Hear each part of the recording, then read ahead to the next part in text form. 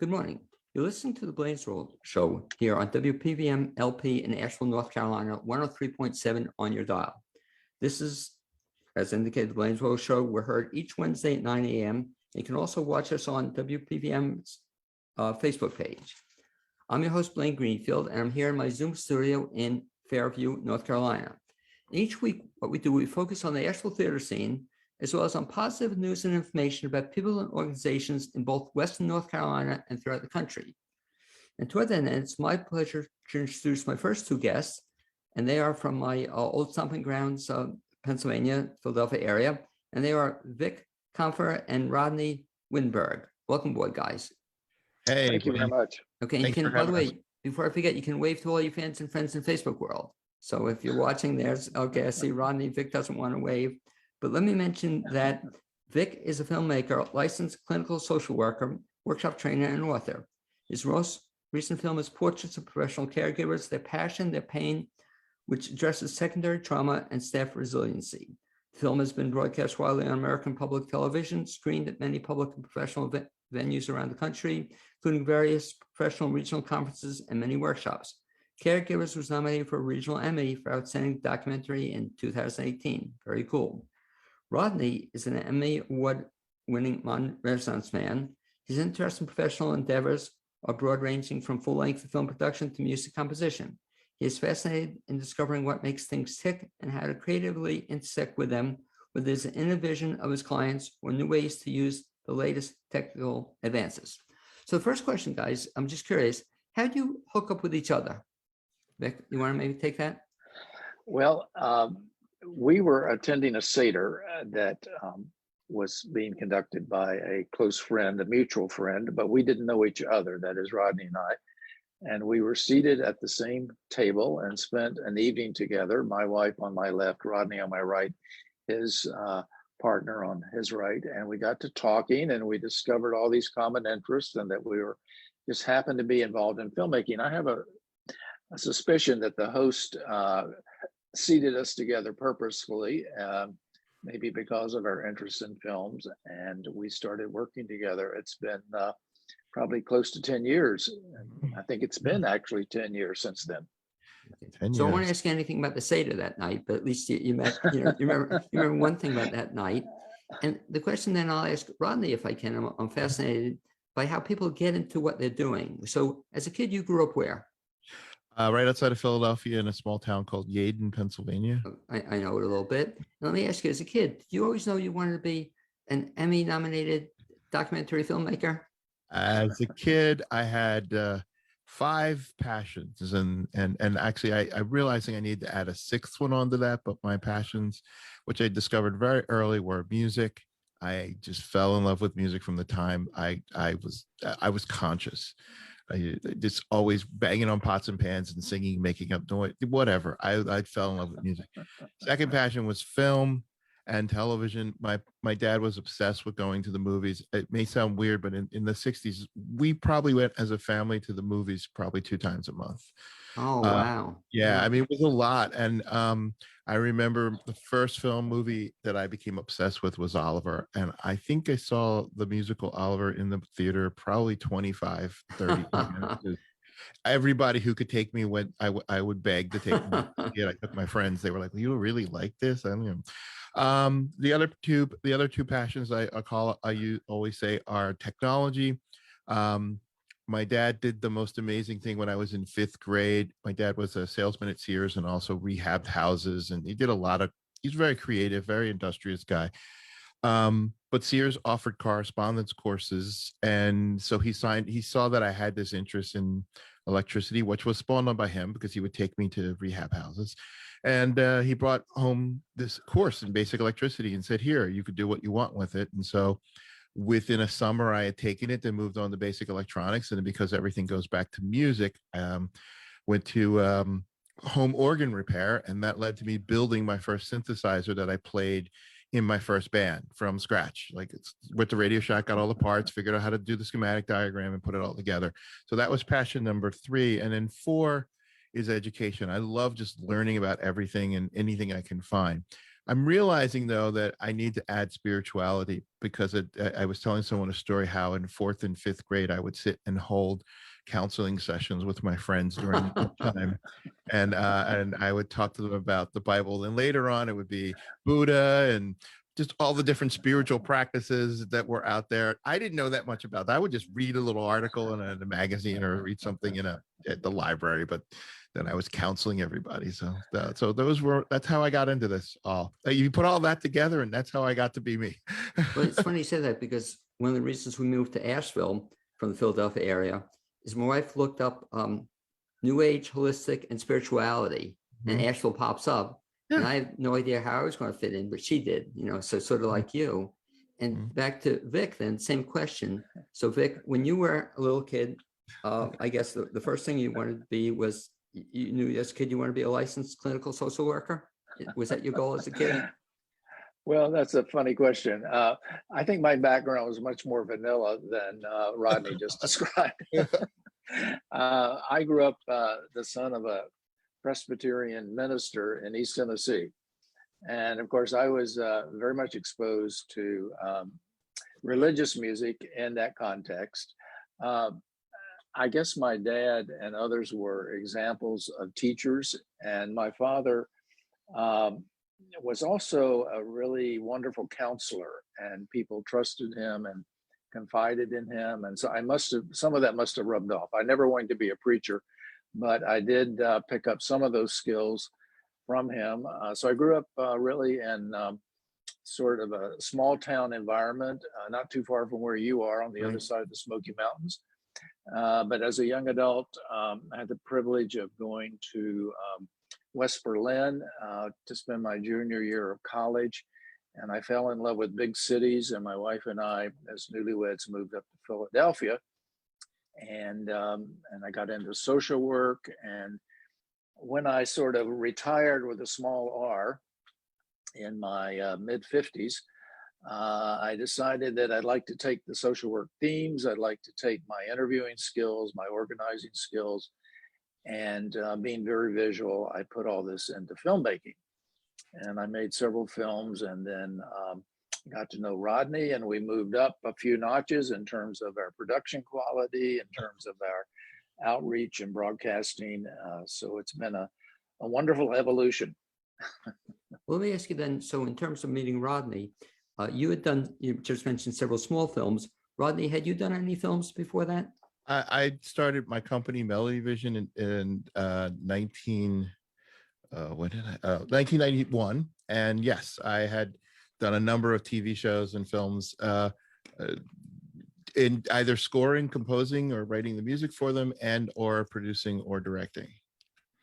So talk about then this first, I guess, joint project you guys did a couple of years ago. You put out this one film, Portraits of a Professional Caregivers, Their Passion, Their Pain. What gave you the idea, Vic, to do that film? Well, the idea came to me because I was working as a social worker in Child Protective Services. And it's hard to imagine any environment that is more brutal, really, to everybody. It's heartbreaking work. It's very painful work. And the social workers in that field, while often very much maligned, especially when there's a particular horrible case that turns out poorly. In any case, the environment is highly distressing. And I began to, not only from my own experience, but to witness the internal suffering that the social workers had in doing this incredible work. Many of them incredibly talented people, skillful people, but they could not stay on there very long in the job because it was just too painful. I called it professional suffering or professional grief. And as I got into making this film, the intention was really to help the public understand the behind the scenes. What is it really like to do this incredible work? I began in the research, also talking with Rodney, exploring further that there are many professionals in which this professional grief, now more popularly called secondary trauma, is occurring. And this is how the professional is affected through daily exposure, and sometimes it's just a single case, a horrific situation. Let's say you're an AMT worker and you come upon a horrible accident, and maybe it's not the first one you've ever seen, but maybe the 8th or the 10th one really knocks you out. All of that is quite normal. That is to say, it's not unusual, it's not a pathology, it's nothing wrong with you as a professional. It's just that as a human being, you are touched by these experiences. And so my goal was to help the public understand this phenomenon that cuts across so many professions: doctors, nurses, hospice workers, police, firefighters, any of these many people, even veterinarians, certain kinds of lawyers. In any case, this was a topic that was sort of in the shadows. The public didn't know much about this. They had very confused ideas about what it's like to be in these professions.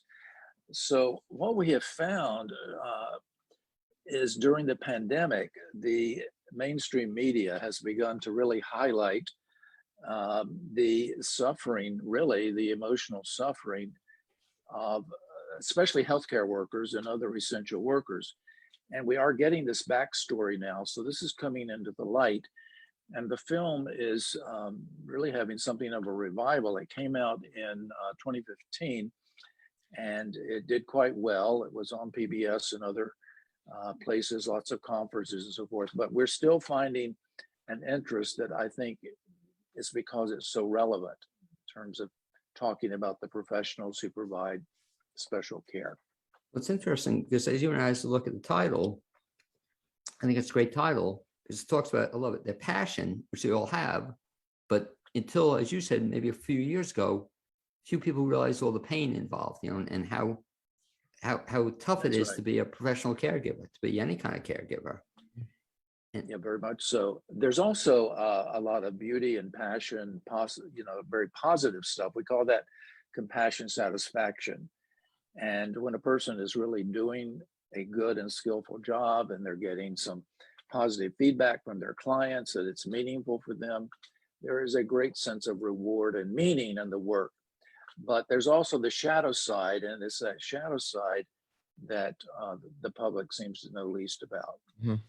And Rodney, if I can ask you, in terms of describing the process, so you guys are talking about this and this idea to do a film, and describing the process, what happened then? Did you outline it or did you write it? Yeah. First, Vic and I had the conversation. He asked if I was interested, and I kind of laughed because at the time my girlfriend was a music therapist who was working in hospice. So I was basically living the experience of the film. And then I had spent the part of the 90s running a nonprofit organization that worked in some of the hardest neighborhoods. And, I'd go into school and we'd lose a kid the day before, that afternoon or the next day through gun violence or something. And so I also knew what that was like, being the quote unquote caregiver, teacher, instructor who's dealing with this trauma that's not mine, but impacted someone else. But the first thing we decided to do before we did anything, we decided to put a group of people together to be our advisory committee. And we spent about a year just doing research and figuring out how we were going to tell the story. It was a bit of I won't say contention, but it's a discussion as to how broad we wanted to make the story and how we could make it. So could we make it that broad? When Vic first came up with the idea, it was basically going to be about social workers. And I remember I kept saying, well, yeah, but if we could add like firefighters, can you imagine a big burly guy breaking down and crying from the trauma they're experiencing? I think that will have this impact on the audience that maybe just a social worker, and I don't mean that to denigrate social work, but maybe having a social, the culture is used to hearing social workers talk about how hard their job is and just the pain. There's a level of familiarity with that, but you don't hear it from police or fire. You never get the inside scoop from a firefighter or a policeman who just, the 15th accident they come upon just wrecks them, or, something you find out is causing them that was traumatic and they don't deal with it. We don't hear about that. And so we decided to figure out how to investigate that. And then we did a lot of, through our advisory committee, we got connected to a lot of people that we could interview. And, we just spent our time researching and making connections, and that led us to one person who led us to something else. One of the key figures in the film was Sandra Bloom. We reached out to some people, connected us with her. We reached out to some of my contacts at WHYY, and through their program that they had, that a woman named Willow Carey, who's no longer there anymore, but she helped us to reach out to some organizations and hospices and ER, and we were able to get, I don't want to say get by, but we were able to work with them to be respectful of the HIPAA regulations, but still be able to come inside and get, substantial footage. And so that was how we started. We first, lots of research and building relationships and connections, and then started to shoot, and then the story started to develop from there. In the film itself, Vic, how many people are actually shown? You're speaking with ballpark. How many people are shown in the film? Is that your question? Yeah, that you're actually interviewing on the film. Well, I would estimate there's at least 10, and quite a variety of people. I mean, one of those people is a counselor at the Veterans Administration. Every day he listens to the returning veterans and the war stories. It's actually more than 10 if you consider the groups of people. Like, we interviewed a group of firefighters as they were doing a debriefing session. We've interviewed several hospice people in the film. A number of people. Yeah, at least I would say at least 8 to 10 professions are represented. That must have been quite a challenge for you and Rodney to have to then edit it down. That's, I guess, the challenge of a filmmaker. Yeah, well, it took us 5 years to make this film. It's a lot of editing. Yeah, I mean, you pick the highlights, you pick the ones that the pieces that are going to really speak the strongest, and you weave that together. And then there's a lot of what's called B-roll. That's the accompanying imagery. A lot of original music, most of which Rodney wrote. Rodney really is such a multi-talented individual. Along with his technical skills, he brings music, a lot of visual ideas, and also conceptual ideas. So we've had a really good team relationship in developing all that over time.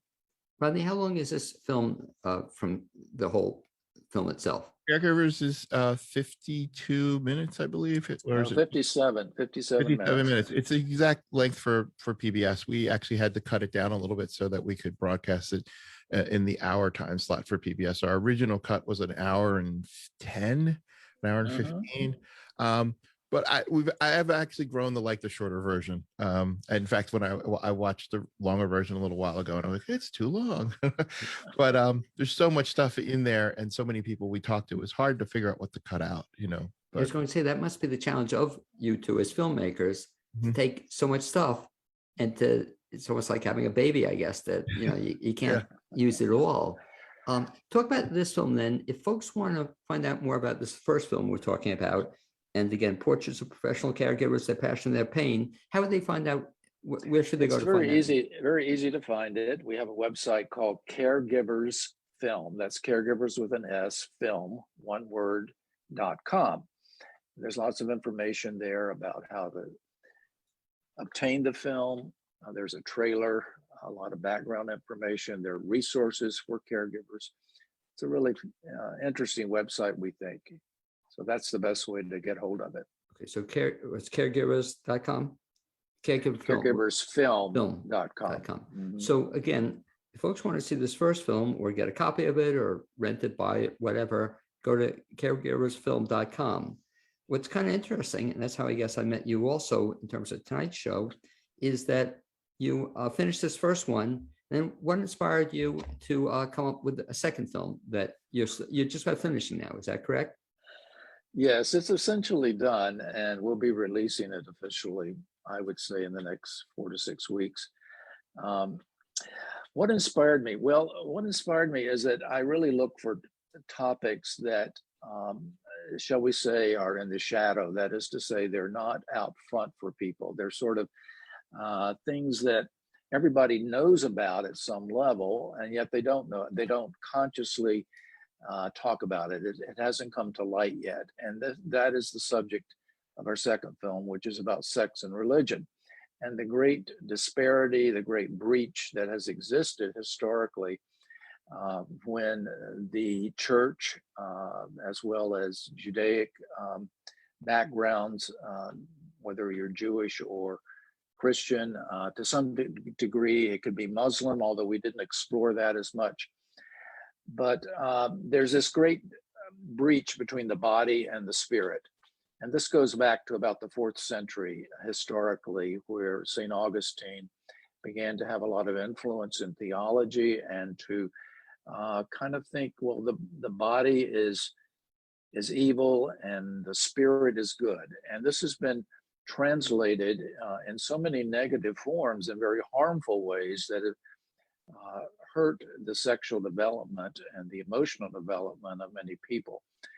There are people nowadays who are much more progressive, that are looking for and finding a unity of the spirit and the body and the wholeness. And that is really what this new film, Angels and Saints, Eros and Awe, is about. And that too, we have a website, which is pretty easy to remember. It's ASEA Film. That's Angel, Saints, Eros, Awe, ASEAfilm.com. If I can ask Rodney, it's kind of interesting. You went from working with caregivers to this subject. How'd that come about? In other words, so you finished the one film, it's in the can, you're showing it all over, getting kind of good play on it. What gave you the idea, Rodney, to do the second film? Well, it's Vic again. So how I work a lot of the times is clients come to me, people come to me and say, I want to make this. Can you help me? Or can I hire you to help me make this film? And that's basically, I mean, how a lot of my film relationships start. So, you know, while I was working on caregivers, I'm also working on other projects, and I'm also producing albums and doing all sorts of fun things that I think are pretty awesome. So Vic, our partnership is Vic has these ideas and concepts. And so he came to me and said, hey, I got this idea. Would you want to do it with me? I go, how do you get inside my head? I think about this stuff all the time. This is so cool. And then, you know, how he wanted to approach it also was just mind-blowing to me, because, you know, you wouldn't think a cisgendered white male who is of the age of Vic would go, I want to make a movie and interview people who are all different, who identify as different, identify different sexually, and also talk to them about how they found wholeness. I'm like, boom, whoa, you're blowing my mind up. That's awesome. So as soon as he said, yeah, and we started this film differently in that originally it was supposed to just be a small film. It was, when I say small, I mean, Vic just said, let's do a few interviews. And even to the point where we didn't rent any high-end equipment. We just used like the cameras that I had, which at the time were not that, you know, technically not the best cameras that were available. Because in some ways I thought, oh, well, this is sort of like a test for the film we're going to make. You know, this will be like a little demo version of the film, but it turned out to be something that we were actually putting together as a real film.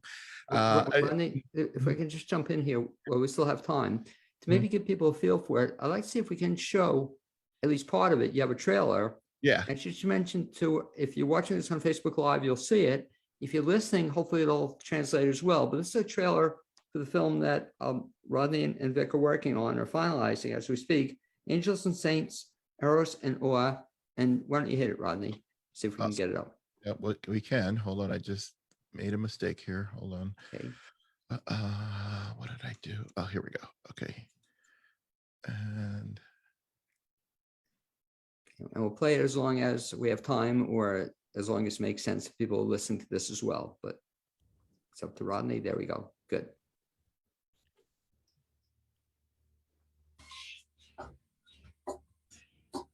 I should have read it. This is just credits to Angels and Saints, Eros and Awe.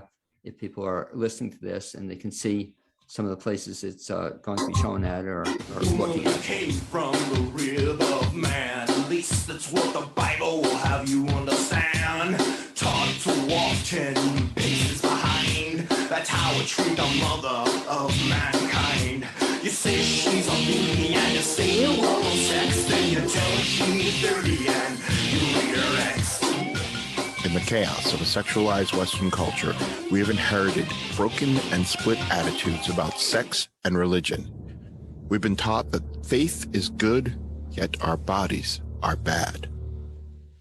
Well, when it comes to sexuality, the United States culture is a mess. Of course, St. Augustine, St. Jerome were prolific writers during that time, and they were right smack in that Greco-Roman world. And so they brought all of this suspicion about sexuality, the suspicion of the pleasure to the theology, and then developed theology that was not friendly to women, not friendly to the Bible, not friendly to sex. Which is why I mentioned Augustine. He felt that the lusting sensations that he experienced from adolescent on was diametrically opposed to what God was seeking, right? What God was requiring. Therefore, if God is requiring this this sense of complete devotion of all faculties, and I have this lusting that I cannot control, then what needs to be in place to control them? Years ago, Masters and Johnson found that religion was the biggest predictor of sexual dysfunction in couples. So we set people up to have really bad experiences with intimacy and really probably the most important relationships of their lives. I am otherwise. I am male and female, neither, both. I've been given a non-binary gender, made in the image of an otherwise God. That's in Genesis. There are ways to read the Bible that are women-friendly and sex-positive. But by saying we are going to put a lid on erotic power, we're going to seal it up, life dies at that point.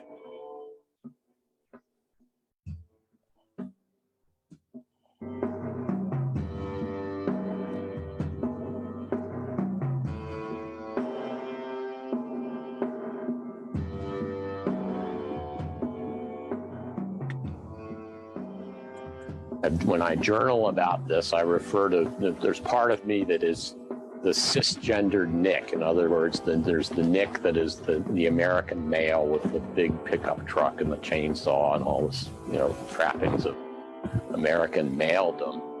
And then there's Femnick. And Femnick is Femnick is okay with not knowing the answer to something. Women and men who were biblical scholars, theologians, who were not sex negative at all or women unfriendly. So I could stay on the inside of the church and I could sabotage it. Engage from this corporeal place, when we engage from this full-bodied place, it's like we're inviting the wholeness of ourselves into relationship, right? We're inviting that wholeness of ourselves to be seen and experienced, and to see and experience. And so it's this beautiful dynamism of intimacy, vulnerability, engagement, that it goes beyond words, right? It's ineffable. But today we're hearing from the gentle messengers who speak of a union, a harmony of sexuality and spirituality. We call these modern messengers of Eros and awe our new angels and saints.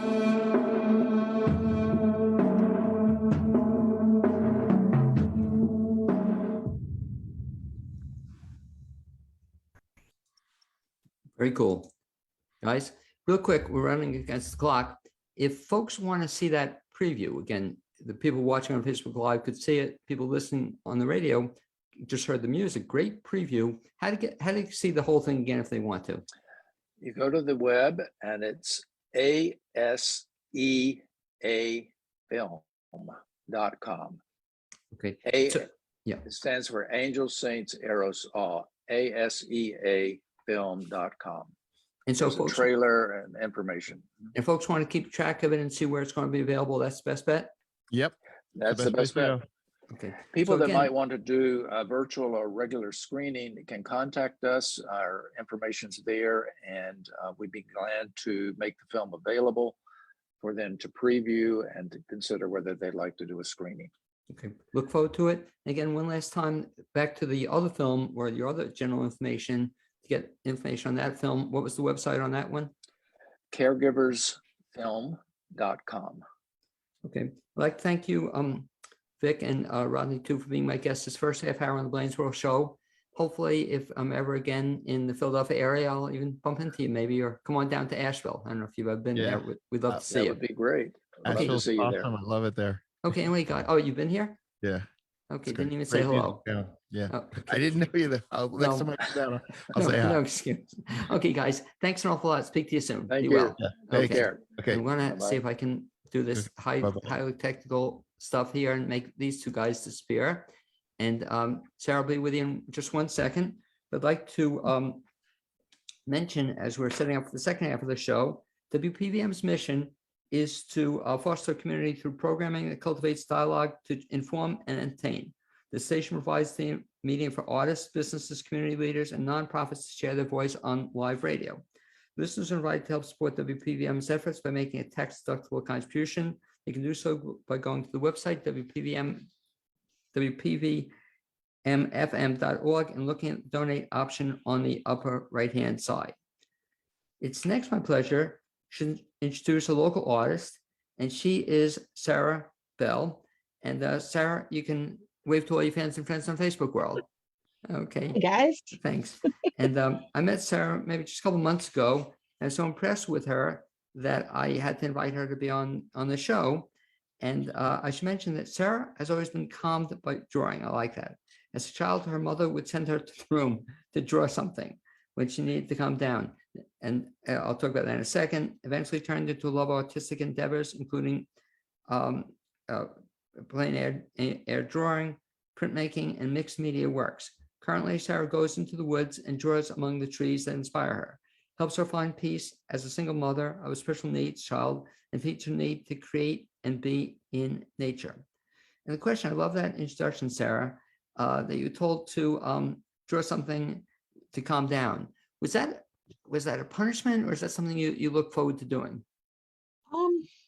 I think it was something I enjoyed doing, and my mother knew that, so she went, okay, let's use this. It works to give us both time and to kind of ground my child in that positive way of just recentering, regrouping, and being able to come back to whatever was going on or whatever the next activity was, the needed activity. Because sometimes people in general they struggle with that. So drawing can be a very soothing thing and a way to move through whatever emotions are going on. How old is your child? Sorry? How old is your child? My child is currently 12 and a half. Do you do any drawing? He does some drawing. He draws some wonderful things. They're usually based around Minecraft, so they're a little blocky. And he also really loves doing work. He's more sculptural than I am, so he will do things with clay. We've been working on some armatures and stuff, which honestly, it started with him wrapping tape around things, and then gradually became this other thing with he in particular, he likes modeling clay, and because he can reposition it for forever. He enjoys that. Now, being you able to started move then, it. back to you. So you started out as a kid, Yeah. you were always drawing. When did you Yeah. start studying art from a more technical standpoint, or no, you wanted to be an artist? That started in high school. Got involved with the art classes. I know that one of my math teachers got a little miffed and went to my art teacher and said, she's taking art, not calculus. Why isn't she taking calculus? And he was like, well, she wants to be an artist. I remember getting, I was given a scholarship at the Maryland Institute to go to a summer class, and I took oil painting. And it was just so cool to be able to do that college experience, but at the same time being younger. And it was a great way to get introduced to how college worked and the space of the Maryland Institute. And I ended up going there for my baccalaureate. Was there any one individual or teacher, perhaps back when you were in high school or even earlier, that inspired you to be an artist? I would say that Laura Crocker and Mr. Biddle, they were the two art teachers at my high school. And between the two of them, they inspired me, frustrated me at other times, but kind of kept me on track, and got me involved with being able to move towards schooling and college as that being my career goal. Now, are they still around? Yeah. Are you in touch with them I at all? believe. Mrs. Crocker, yes, she's one of my Facebook friends. So Okay. hopefully Well, no, what she'll. I'm saying, we'll share this even with the other gentlemen who share this clip with them, because I always like giving a Okay. shout out, because Yeah. teachers can make a difference. And I give you a lot of credit for recognizing them, because I think a lot of people don't, they just kind of take it for granted. So that's very sweet that you still remember them all these years. Well, that's probably partially my mother's fault. She was a kindergarten teacher. Right. So education was a big thing in our household, and appreciating that teachers were there and present. Again, that's another important thing for us. Do you remember the very first time you ever got paid as an artist? Yeah, it was actually in high school. I had drawn from a photograph a snowy owl, and that snowy owl ended up in the high school art show. And this gentleman who was a judge in the town said, I'd like that for my wife. And later my mother, I think, met their daughter and found out that, yeah, that owl lived in their bedroom for years. Oh, really? Yeah. And you actually got paid for that? Yes, I did. Oh, how cool is that? Do we still have like the check or the $10 bill framed somewhere that you, No. you didn't keep? I'm looking in the back on your wall. That'd be cool Yeah. if we had the very first check you ever got as an artist. So can you show that first picture, or you don't have that around? I don't have that anymore. It's been so long. And it was before we started documenting. Well, you have to yeah. revisit that after we finish taping here today. You can revisit that and do that picture again. But let me kind of put you on the spot here, talking about one of the things I'd love you to show folks is that, so you've progressed a little bit since then, and you've gotten into some other kind of art. What would you describe your art now? What do you do? Well, I'm working in two major bodies of work. One is sketching, usually from life, going out in the woods and drawing the trees. I love doing that. They're generally pretty quick. They take about 3-4 hours total, usually less than that, because I'll go out and I'll do a quick sketch, and I'll have something that kind of looks like this. Wow. This is, yeah. And then I work back into it. Now, in terms of the colors, which and I may have told you I'm colorblind, but I love the colors in that. Do you then, you sketch it, I got it, you come home and finish it. Do you take pictures of the stuff too to remind you of what you saw? Sometimes, yeah. But I far more use those like during the winter to do a longer term drawing or painting. They end up being more detailed, like this one. Yeah, very nice. Yeah. And I also am starting to use them to inform my, my etchings. For example, this one is going to be called Pleiades, and it's got, or the Seven Sisters. So it's got the constellation of the Pleiades, and moving down into, there are 7 pine trees in there. And this is an etching or an intaglio print where I actually scratch into the surface of a metal or plastic plate. I have one here that can show you. This is what the plate looks like, and this is what it comes out as. Do you have a preference as to what kind of stuff you want to do? I would like to pursue the printmaking. There's a lot. I'm really into the drawing aspect and the draftsmanship, and there's more room to develop that in the etchings. Whereas when I work with the watercolor, it ends up moving into being more about color than about the actual draftsmanship. I also have a printing press back here. And what I do is I end up pressing the paper into the plate and actually printing the little lines that are below the surface. It's kind of the opposite of like the most common kind of printmaking that people get exposed to, which is relief printing, like a potato print or a linoleum print. Now, it's really cool, and I've had a chance to look at some of your stuff. If people want to see your work, and obviously if they want to buy it as well, how do they find out where your stuff can be seen? Well, primarily my work is visible at SBS Artist Trees, spelled trees.com. Okay. And so they'll see anything that you've done or that's available for sale? Yes. Okay. Yeah. And so talk about that process, because a lot of people don't realize it.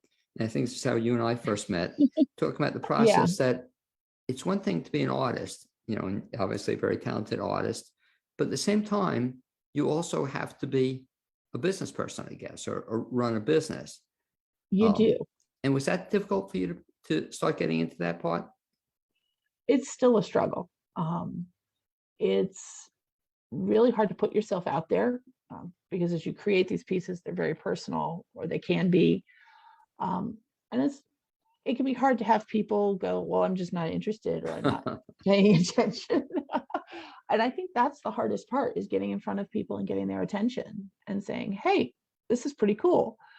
And remember, and being able to stay there, because you'll see somebody and they'll be interested in it. They'll like something. They'll start talking to you about it. And then something happens in their life and they get sidetracked. And so you have to find a way to get back in front of them. It's really a struggle that any business has. How do I stay in front of my customers? How do I help them see that I'm filling a need for them and what that need actually is? I mean, defining it in the art field is much more difficult. In a lot of ways, you're selling an emotional response. So it's hard to get people to be as vulnerable as they need to be as well to come to that space. Yeah, it's funny you say that, because I know you and I have talked off the air a little bit about the process, and some listeners may have heard me say this perhaps too many times, but I'll tell people, artists, I'll tell theater folks as well, that, hey, you really have to get out there. And you've heard me say this, that if you don't toot your own horn, to quote Kenneth Blanchard, somebody else will use it as a spittoon. I know when I first mentioned that to you, I think it was, and probably still is, kind of hard for you to, you know, say that, you know, you'd rather just do the drawing and painting and artwork, whatnot, have it sell unto itself. But I think to your credit, you're realizing you have to give it a little bit of a push. Oh, you have to get a lot of a push. Yeah. And you said something very, very wise just before, the idea being it can't just be a one-time thing, you know, just because you contact person once, sometimes they need a reminder, you know. Is your stuff on display anywhere? Currently, I have artwork at the East Asheville Library. They designed in a space for artists. As you just walk straight in, it's right in the lobby area, just off the lobby. It's a wonderful space. I know that the dream that was originally conceived of was to have artists be in that space and actually creating as well as displaying, but they haven't quite gotten that far since they just reopened. But really cool. Well, let me ask you something else too, if this is an option as well. But if anybody's watching or listening and would like to invite you to show your stuff, you know, at their office or company or whatever, would you be receptive to that? Oh, definitely. Definitely. I'm actively looking for places. I'd love to get more home, to get more visible in the community. My son and I moved here only a couple of years ago, and between his needs and, well, 2020, we haven't really connected with the community. So I'm definitely interested in finding out more about what's available and how to participate more in the art scene in Asheville. I'd like to mention to any of our listeners, if they're listening on the radio or watching on Facebook Live, if any folks, first of all, would want to see more of Sara Bell's artwork, or also get in touch with her to invite her to have her stuff on display, they could do so again, I guess, through the website, and it has contact information. Yes, it does. It has contact us and about and all those kind of things. Okay, again, once again, the So website. the website is sbsartisttrees.com, and it's spelled TREES for the trees. When people see your work, what do you want them to think? I want them to think that the world is a beautiful place, because we can get so busy rushing around that we forget how amazing the place that we live in is. Because it's just like right now, if you go outside, there's this brilliant reminder because all the fall colors are going through. I find myself driving around going, oh, it's just amazingly beautiful. And it changes so quickly and so rapidly that at the same time, we're sitting there and we're going, okay, I got to drive my kids to school. I've got to do all these things and got to go to the grocery store. And it's easy to just go, okay, whoops, I missed that.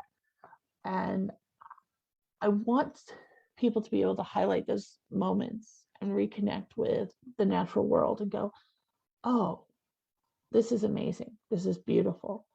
This is important. And I forget about it so often. By the way, my wife and I are starting to kind of come to that realization, as you said. And is it just us, or are the leaves staying around longer this year than in the past? I'm not 100% sure, but this is the first year that I'm noticing it in a really big way. And I think that the color seems brighter and more intense, and the trees do seem to be holding their leaves more. But I think we haven't had. Usually something happens where we have a really big storm and a really big rain and it knocks everything down. And that doesn't seem to be happening quite as strongly this year. So we're just lucking out. When you walk into the woods, so what are you looking for anything in particular, or just whatever catches your attention? I tend to look at the root systems of trees. They're fascinating. It's the interconnection between the tree itself and the earth. And a lot of the trees, that intersection ends up being, it spreads out. It's called buttressing. But the tree roots spread out, and also they tend to, I'm looking for a particular one to see if I can see it. The roots spread out down in different places, and sometimes you'll get details where they interconnect and actually come together in a different way than the branches do, because the branches are all spreading out. And I'm just fascinated by the fact that like a tree can be holding on to a rock and twisted around it and grown around it, and the dirt and things have washed out in different places. So there are these see-through peekaboo spaces, because it's really like all under here in this tree is just space, and the tree's still alive. Sometimes it'll be just one branch, but it's amazing. My wife told me this once. I forgot the exact figure, but the roots of a tree are what, as deep or as big as, you know, the tree itself, or what's that figure or statistic? I am not 100% sure on that, but I think they are like almost a mirror image. Yeah, which to a certain extent, it's like there's a humongous amount of the tree that we don't see. Right, which I couldn't believe when I was told that. And Yeah. what amazes me, especially in West North Carolina, is that the trees stay up as well as they do. You know, it's just, I find it incredible. Near us, it's just so, there's so many beautiful tall trees. All of a sudden I become interested in them, and they just kind of stay there. And, you know, it's like, you know, it's just amazing. Like, I don't know, you might have done this at some point in time in your life. Did you or your mom ever like grow a tree and then watch it grow, or have you ever done that since? I mean, I've kind of just always been aware of trees in the world.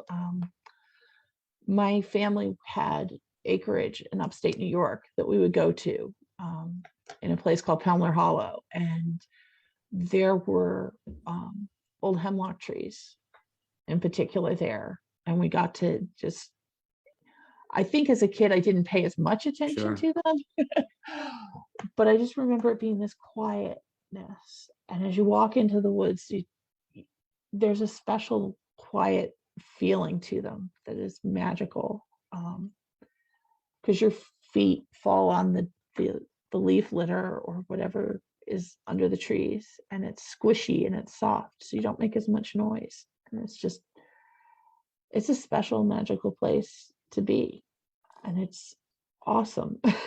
Would be cool art. Well, I'd love you to see this. Hint, hint. You know, Yeah. down the road.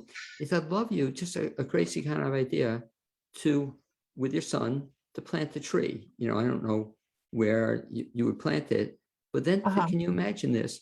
If you then did almost like each year the evolution of that tree. You know, starting from where it was a baby and you got it going. I think that'd be fascinating, you know, to see That would be an interesting project to see that go through. Just a crazy idea. Someday I want to talk to you more about that. It's just, I'd love to see, no, I'd love to see you doing it, you know, that to see it, how a tree evolves, you know, and from starting it, you know, when you just plant it, and then I don't know how quickly trees grow, or, you know, it's just. It's interesting. I'm finding that it seems like about 3 years old, they really take off. Right. Which is interesting because we moved into this house about 3 years ago, and I planted a couple trees, and they started out like just as a stick. And now I've got, like, I think the peach tree will probably bloom next year, but it started out, I got it at a plant exchange, and it was literally a twig. No, that'd be the great example, though. You know, I'd love to see the evolution of it. Are you or your son a tree hugger? I'd say I am. I'm not sure. I think he's still kind of thinking, I'm not sure how this works. Yeah,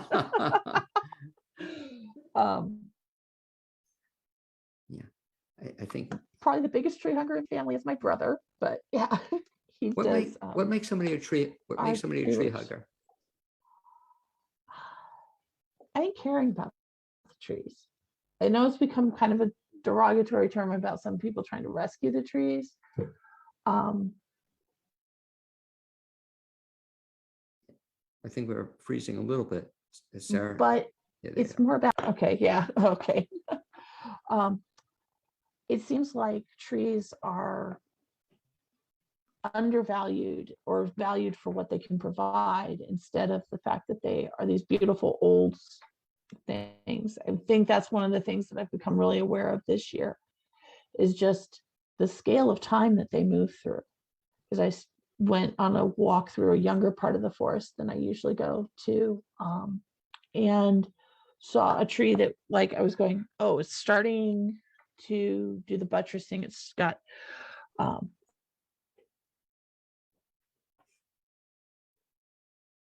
we're freezing a little bit, I think. Sarah, are you with me? And we're just going to, I think we're just going to take a quick pause here.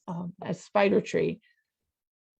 And the spider tree, those roots, I was thinking about it going, you know, in 50 years or 60 years, it will be this wonderful tree with this massive root system, and will be hanging onto the side of the mountain. And I won't be here, but it will still be here. So there's a part of this that becomes about witnessing this longer time frame than the human time frame, and going, yes, these trees are longer than we are. Now, Sarah, if I can ask you just maybe show one other picture, then I'll have Okay. a follow-up question to that. Yeah, We'll go with this one. This one I just finished. very cool. Wow. Yeah. Inspired by being up at the Craggy Gardens picnic area, which is a great place to go see trees. It also looks like a great Halloween, Yeah. picture too. Now, let me ask you, each of these, I guess, prints or artwork, they're available Yeah. on the website. Yes. Do you give each one a title? Yes, I do end up giving each one a title. So otherwise, we can't talk about them. Like if you're trying to get somebody to tell you which piece they like, it's easier if there's a title than like a number or something. Talk about that process. How do you come up with titles? It depends. Oftentimes I look at it like this one, I would probably think about the moon or nighttime, something like that. Sometimes it's the location of where I was drawing. In particular, I know a lot of them I'll say are on Stony Fork Road because I love driving down that road. And okay, honestly, sometimes I will go, okay, I've got 5 trilliums, so I'm just going to do 1, 2, 3, 4, 5, because sometimes you run out of inspiration for creative naming. Do you ever But come up? Yeah, I'm sorry. Yeah. But every single one of them, especially on the website, has a little story. Just because I often, when I'm going back and looking at them, there's an emotional connection for me to the place or the piece that I was drawing. So Do you it's ever come up important. with a title before you come up with the art? Not on the sketches, but sometimes on the prints with the like the one I showed you, the Pleiades. That one, I remember looking at the small pine trees that are growing near my house and going, oh, I bet I could get 7 of them on a piece, and the story of the 7 sisters with the Pleiades. And I was like, I need to do that. And slowly worked towards getting an idea, the border piece and the actual constellation came into play as well at that point. Now, we've been talking about your artwork and you showed a bunch of stuff with trees. Is that kind of your primary area of emphasis, or are you going to do you go into other areas as well? I mainly move out into botanicals with other flowers. I've been doing some still lifes this fall, like this one. Oh, okay. Yeah, a bowl of pears. And I'm working on a variety of other images. What I'd love to get into, and I'm just starting it, is I'm making little plates that are pieces, and I'll be able to print them into sort of collage images. And I'm hoping that will open up a whole different form of intaglio printmaking for me. Because like little butterfly. Very cool. And just then I'll be able to ink these, put them together, and come up with something different each time. So it would be like a series. Usually an edition is all the same in printmaking, but these would be an edition in series. So they would move and be a more dynamic format for me to work with. And so moving forward, 10 years from now, where do you want to see your art be taking you?